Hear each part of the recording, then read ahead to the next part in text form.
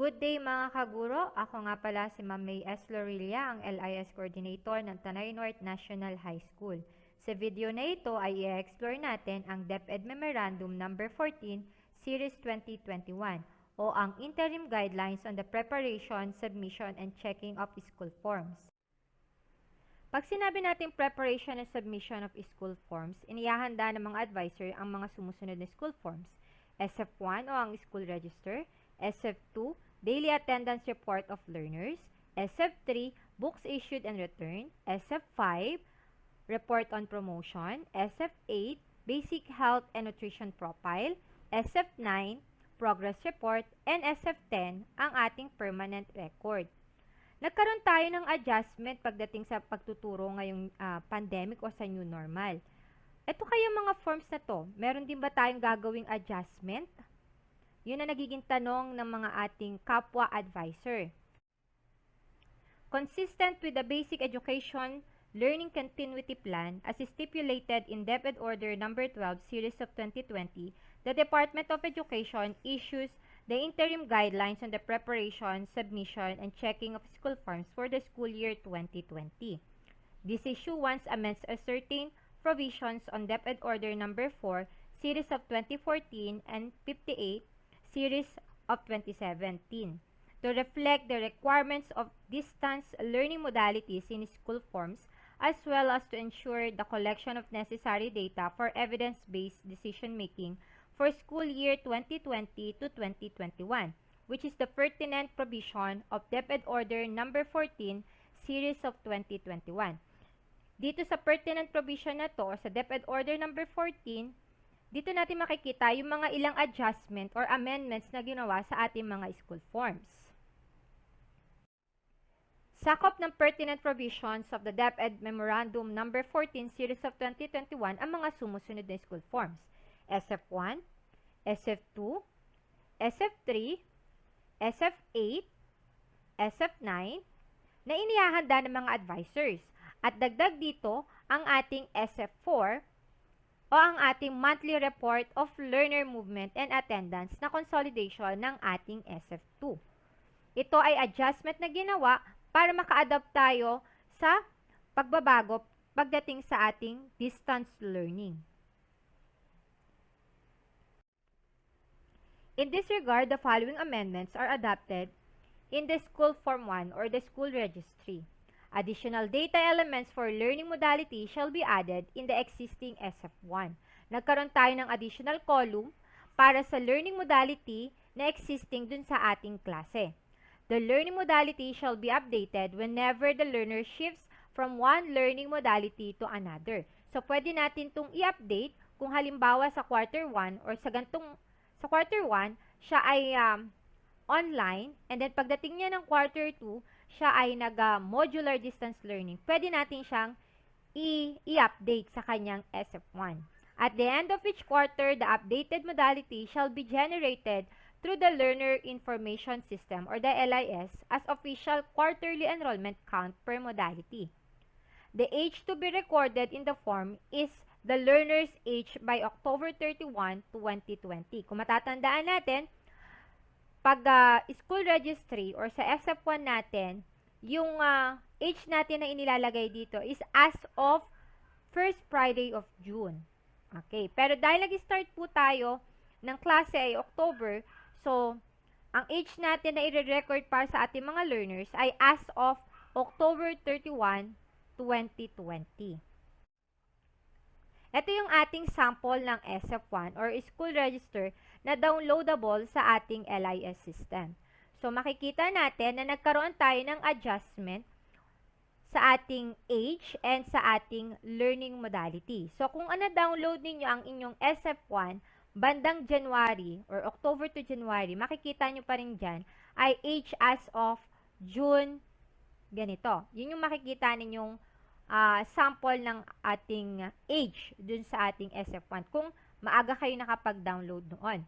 And additional column ang ating naidagdag dito sa bandang dulo katabi ng remarks yung ating learning modality. Doon nakalagay kung ano yung learning modality na applicable sa ating learners. Form 3 or SF3, the books issued and returned. Dito naman, if the school is releasing books and other learning materials to learners, SF3 may be used. This form can also be utilized to record the distribution and retrieval of learning modules. In using SF3 for the recording and monitoring of modules, the title of the book shall be replaced by an appropriate reference code or title of the module being issued or distributed. Yun po yung ating adjustment sa SF3. So, kung gumagamit tayo ng ibang learning materials na ini-issue natin sa ating learners, pwede natin gamitin ang SF3. Pwede rin naman natin gamitin ang ating SF3 to record the distribution and retrieval ng ating mga learning modules per quarter or per month. Ito yung ating sample ng ating SF3. So, dito, ang naging adjustment lang natin is yung nasa part po ng ating subject area and title. So, dati, ang nakalagay lang natin dyan is subject area and title. Pero dito po, pwede rin nating ilagay yung module reference or yung code na ating naibigay sa ating estudyante. Okay po, maliwanag po ba ang ating SF3? Form po natin, ito ay consolidation ng ating mga SF2. Instead of a monthly submission to the district division office, the school form shall only be submitted quarterly. Replace the column for dropout with no longer participating in learning activities or NLPA. NLPA is a status of learner whose parent and guardian or even the learner has failed to communicate or has not made any efforts to contact the class advisor for at least 7 consecutive weeks. Additional data fields for mortality or death. Yan yung ating naging adjustment sa SF4. Okay, hindi na po siya monthly ipapasa, pero siya po ay quarterly na ipapasa. And yung ating pong dropout na column ay pinalitan na po ng NLPA since hindi po natin ginagamit yung term na dropout ngayon, kundi ang ating no longer participating in learning activities or ang ating NLPA. And nagkaroon tayo ng additional column para sa mortality. So, ito po yung nagkaroon ng adjustment. Kung makikita nyo po, yung ating red part. Yun po ang ating naging adjustment sa ating SF4. Another form is the SF8 or the school form 8, the basic health and nutrition profile. Parents or guardians may administer the actual measuring of weight and height or to compute the body mass index and submit a reading result to the class advisor.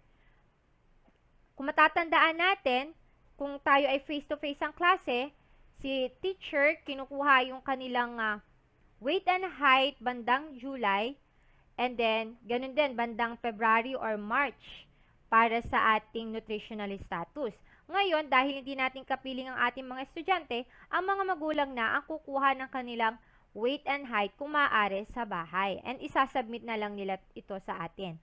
Updating of SF8 through the LIS facility is highly encouraged for elementary grade levels, but not mandatory except for the learner recipient of any program promoting health and nutrition like for the junior high school and senior high school are not required to accomplish SF8 and update the BMI in LIS. Kung matatandaan natin, tayo mga junior high school, ang ginagawa natin para dito ay isinasubmit natin sa ating mga TLE teachers. Sila po ang nagko-consolidate. Pero, kailangan pa rin natin mga advisor yung kanilang weight and height para i-encode natin sa ating LIS system. Kasi nagkakaroon din tayo ng record online. Pero sa ngayon, dahil walang face-to-face, hindi tayo required i-accomplish ang SF8. Next is School Form 9 or SF9, the Progress Report. Instruction and guidelines related to assessment and computation of grades are available in DepEd Order No. 31, Series of 2020. The following may also be considered in the preparation of SF9.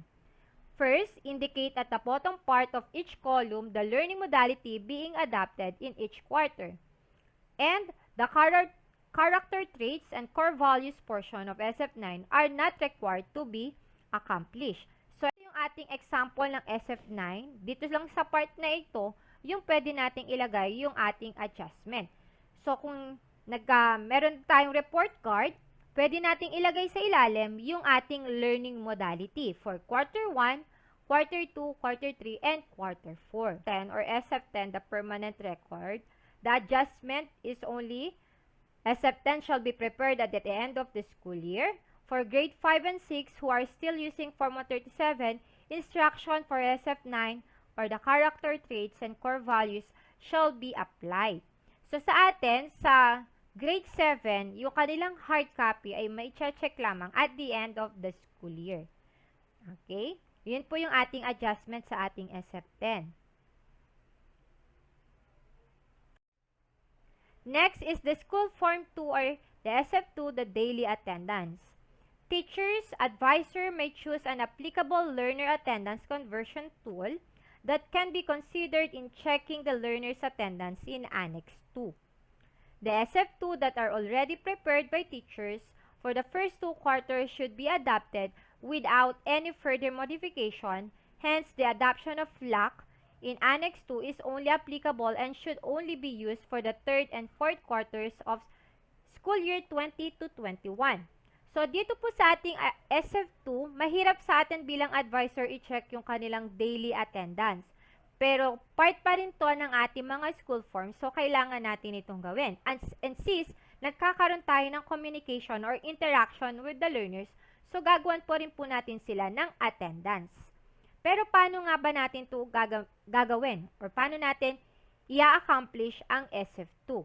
So, advisors or teachers, pwede tayo gumamit ng LAC or the Learner Attendance Conversion Tool para ma-check natin yung kanilang attendance.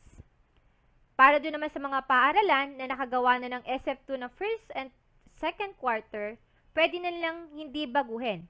Pwede lang mag-stick sila doon. Yun na yung kanilang gagamitin. At i-apply na lang nila ang LAC sa 3rd and 4th quarter. Another adjustment para sa ating SF2, a learner can only be considered dropout or no longer participating in learning activities or NLPA if he or she and his and her parent voluntarily withdraw from schooling or if he or she incurs absences of more than 20% of the prescribed number of class or laboratory periods during the school year or semester as per DO number 8 series of 2015. So, sinasabi ko nga kanina, hindi dropout yung term na ginagamit natin, kundi NLPA, i-consider natin. Pwede natin i-consider na NLPA ang bata. Kung ang magulang ng bata ay voluntaryong nag-withdraw sa kanilang pag-aaral. Kung talagang ayaw na nilang pag-aralin yung kanilang anak. O marami silang dahilan. O kung hindi naman, kung nagkaroon o naabot ng bata yung 20% ng prescribed number of class natin na siya ay absent. Kumbaga, walang communication na nagaganap between the parent or the learners with the teachers. Okay? Dito po, another, reporting cut-off date for enrollment count is as of October 9, 2020. Di po ba nagkakaroon tayo ng cut-off date lagi? Laging first Friday po yung ating cut-off. So, ngayon naman po is October 9 yung ating cut-off. Pero nagkaroon po tayo ng enrollment hanggang November. So, late enrollee lang po ang may tatawag natin sa kanila. Pero yung enrollment natin, as of October 9, yun po yung recorded sa atin as basis. Pero pwede pa rin tayong tumanggap hanggang yung November 21 na binanggit ng ating DepEd. Ito yung ating adjustment na naganap sa ating SF2. So, this is the summary of amendments in the DepEd Memorandum No. 14 Series of 2021. So, sa ating school form, nagkaroon tayo ng additional column for the learning modality. And age cutoff as of October 31, 2020. SF2, gagamit tayo ng LAC or the Learner's Attendance Conversion Tool. Ginamit natin yung term na NLPA o no longer participating in learning activities, kesa gamitin natin yung dropout or drop. Enrollment count cut-off is October 9, 2020. Sa SF3, nadagdag lamang yung module reference code. Sa SF4 natin is the quarterly submission, NLPA, mortality or death, nagkaroon tayo ng additional column or row para dyan. Sa SF8 natin, ina-encourage natin that parents to administer measuring the BMI, yung ating weight and height. Sa SF9 naman natin, is nagkaroon tayo ng addition row for learning modality per quarter. And then, character traits and core value portion are not required to answer. The adjustment made, which will be posted in and can be accessed through the Learner Information System or LIS, shall be incorporated in the school forms for the school year 2020 to 2021 in all public and private school as well as state and local colleges and universities offering basic education. The regional or school division office and even school are highly discouraged to introduce localized forms that only duplicate data in these nationally issued forms. So this memorandum shall only be applicable for the school year 2020 to 2021 unless otherwise is extended. So I hope may naiintindihan ninyo dito sa aking video yung interim guidelines on the preparation, submission, and checking of school forms for the school year 2020 to 2021. So thank you for watching!